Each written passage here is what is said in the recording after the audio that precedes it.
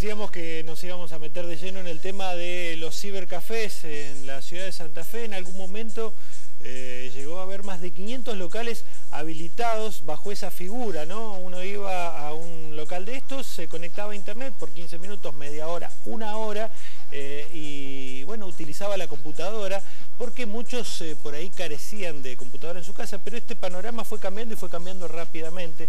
Lo hemos invitado, está con nosotros Andrés Bayo, quien supo ser presidente de la Cámara de Cibercafés aquí en nuestra ciudad. Andrés, ¿cómo te va? ¿Qué tal? ¿Cómo va? Bueno, estábamos charlando antes de entrar al aire, ¿no? Intentando explicar qué es lo que pasó, ¿no? En algún momento hubo más de 500 locales habilitados como ciber en la ciudad. Sí, 500 ciber que nosotros sabíamos que habilitados o que funcionaban como ciber, pero bueno, como decís vos, fueron desapareciendo. Era como demasiada cantidad de ciber. Había 3, 4 por cuadra, digamos. Sí, había muchos. Y desde la Cámara nos juntamos, los que nos preocupaba esta situación de por ahí la falta de control, y bueno, fuimos trabajando con la municipalidad trabajó con nosotros en cuanto a tratar de controlar un poco esta actividad que había crecido de manera muy rápida. Y muy pocos son los que quedan. ¿Ustedes en qué años se empezaron a juntar? ¿Cuál fue más o menos el año de auge, de esplendor de los ciber? ¿2003, 2004 estamos hablando? En 2003 empezó, pero te diría que el auge fue 2005 a lo mejor. Creo que en esa época era la época en la que más cantidad de negocios había del rubro. Y bueno, como te digo, ahora el tema es que el precio de las computadoras, la facilidad para comprar computadoras, Wi-Fi, te decía yo, el tema de que aunque no contrates internet, en muchos lugares te podés conectar a internet. Exactamente. Desde un teléfono vos podés al menos chequear tus correos, hace que la necesidad de estar todo el tiempo con una computadora sea menor. Creo que quedan los que están en lugares puntuales, donde la necesidad de conectarse a una computadora para trabajar o para chequear los correos, bueno, lo resuelven de manera...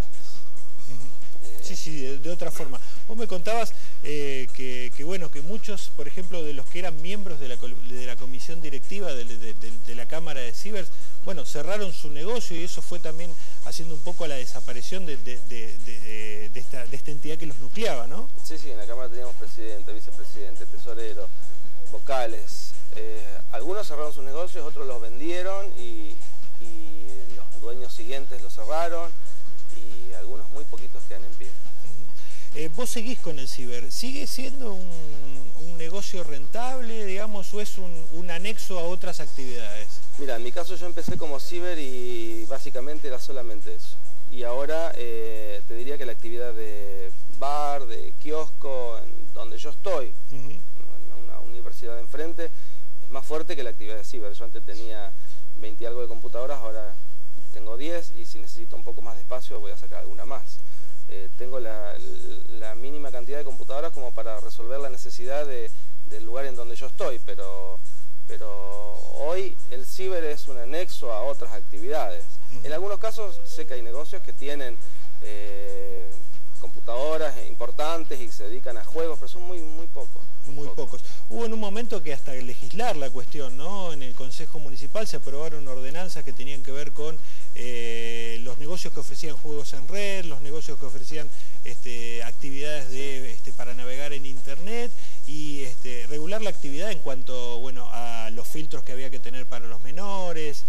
El control de los menores era un problema en aquella época porque pasaban muchas horas, los ciber eran guarderías en muchos casos, los papás llegaban al ciber, dejaban al chico y se iban, y a las 2 horas o más volvían a buscarlos. Entonces el comerciante que no podía ser responsable del control de ese chico tenía que de alguna manera brindar alguna especie de seguridad de que su hijo no... Sí, que no se metiera en cualquier página. Entonces empezaron la ordenanza incluía un control de contenidos, un programa que se utilizara como filtro para contenidos, y sí, fue una discusión que llevó varios meses con muchos concejales que cada uno ponía su granito de arena, y porque al ser una actividad creciente, nueva, en aquel momento tampoco se sabía... Se desconocía mucho, ¿no? También. Claro, a qué cosas prestarle más atención.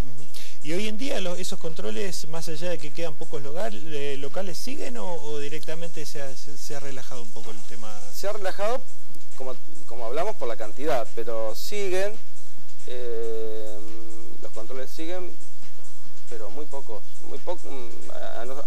A ver, en mi negocio pasan a controlar la municipalidad, por ejemplo, cómo funciona el negocio completo. Sí.